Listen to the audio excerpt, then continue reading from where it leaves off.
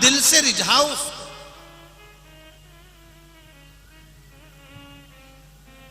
और मालेगांव की इस धरा को भी कह रहा हूं, दिल से सुनो, शरीर से कथा नहीं सुनना है हमको, हृदय से सुनो। भोला सब दुख काटो,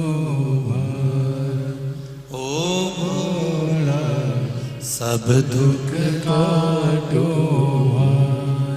शिव शंकर जपू तेरी माला, भोले बाबा जपू तेरी माला, भोला सब दुख काटो भार, ओ भोला सब दुख काटो भार। जब तक उसकी कृपा नहीं हो तब तक हम कुछ नहीं कर सकते। पुण्य को प्रबल करिए। देवराज नामक का ब्राह्मण अपने श्रेष्ठ कर्म से वंचित था, पर उसकी मां शंकर के मंदिर जाती थी, भगवान शिव को एक लोटा जल समर्पित करती थी, दिल से भगवान को रिझाती। अब एक पत्र जरा देखिएगा, हमको भी आश्चर्य इस पत्र पर, जरा देखिए इस पत्र को देखिए, शायद जिंदगी में ऐसा पत्र कभी नहीं आया होगा।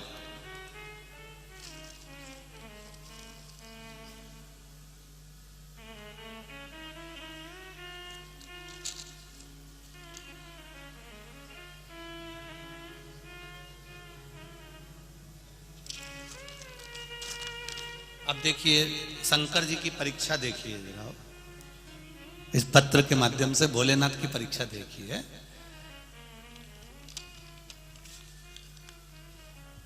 मेरा नाम मधुकर वामन पाटिल, उम्र है 70 साल।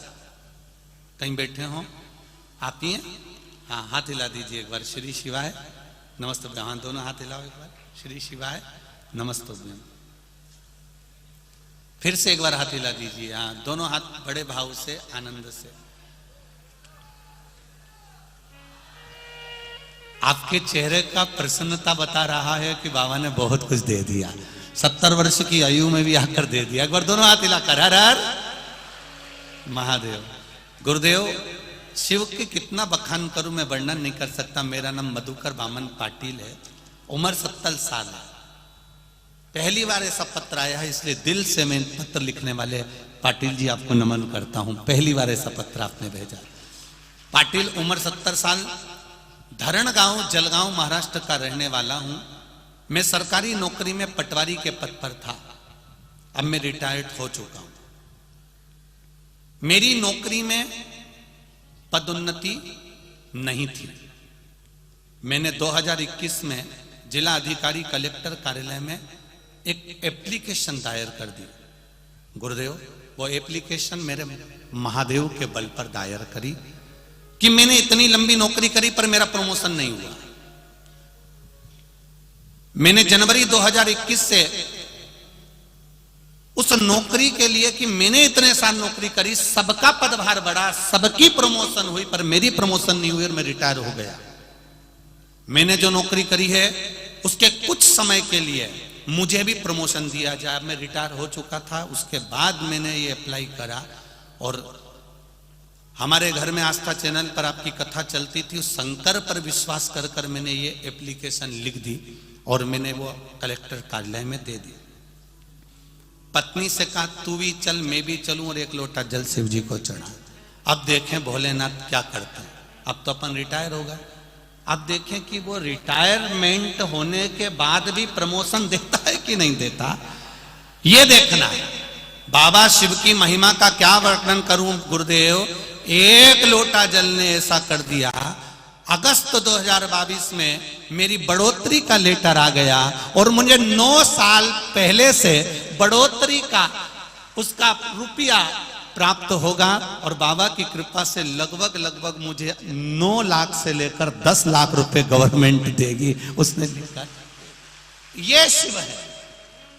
पाटिल जी धन्यवाद, बैठिए। हर हर महादेव, प्रणाम करते हैं। इसको कहते शिव भक्ति, शंकर पर विश्वास। पाटिल जी ने अपनी धर्मपत्नी से कहा, सियोर वाला महाराज इतना चिल्ला चिल्ला के कहता एक लोटा जल सारी समस्या का। अब देखें समस्या भी भारी है और जल भी भारी है। शिव कृपा। और बाबा ने सुना, इतने समय के बाद में अगस्त 2022 में शिव पुराण मालेगांव में होने से पहले ही मेरे भोलेनाथ ने महाराष्ट्र में आने से पहले ही बाबा ने सोचा था ये लेटर लिखेगा, हर कुछ लिख देगा, इसलिए पहले इसका काम कर दो। इसका कोई भरोसा। जब ये सरकार को लेटर लिख सकता है तो सीओर वाला महाराज तुझे भी लिख सकता है। इसलिए देव महादेव है, ये शिव है, ये शंकर। अकाल मृत्यु वो मरे जो काम करे, चंडाल का काल उसका क्या बिगाड़े जो भक्त हो महाकाल का। जो शिव का उपासक होता है, शंकर का उपासक होता है, शिव भक्ति में जो डूबा हुआ होता है, उसको शिव पकड़ता है।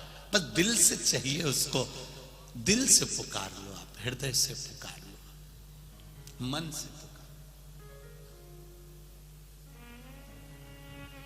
और जब दिल से पुकारोगे तो वो दिल से सुनेगा। नामदेव यहां वर्णन किया गया महाराज शिव तत्व की। देवराज नाम के ब्राह्मण की माता जल चढ़ा रही है। देवराज नाम का ब्राह्मण जो कर्म से वंचित रह गया, ब्राह्मण कुल में जन्म लेने के बाद भी अगर हम ब्राह्मण कर्म नहीं कर पाए, भगवान का भजन नहीं कर पाए, ये जरूरी नहीं है कि आप ब्राह्मण होकर वेद और शास्त्र पढ़िए, ये जरूरी नहीं है कि आप ब्राह्मण होकर किसी मंदिर की सेवा करिए। ब्राह्मण होने के बाद एक कर्म जरूर करिए कि गायत्री की उपासना करिए, शिव नाम की उपासना करिए, राम नाम, कृष्ण नाम, जो तुम्हारा अधिष्ठात्र देव है, जिसको तुम भज सकते हो, जिसका तुम स्मरण कर सकते हो, उसका भजन करिए।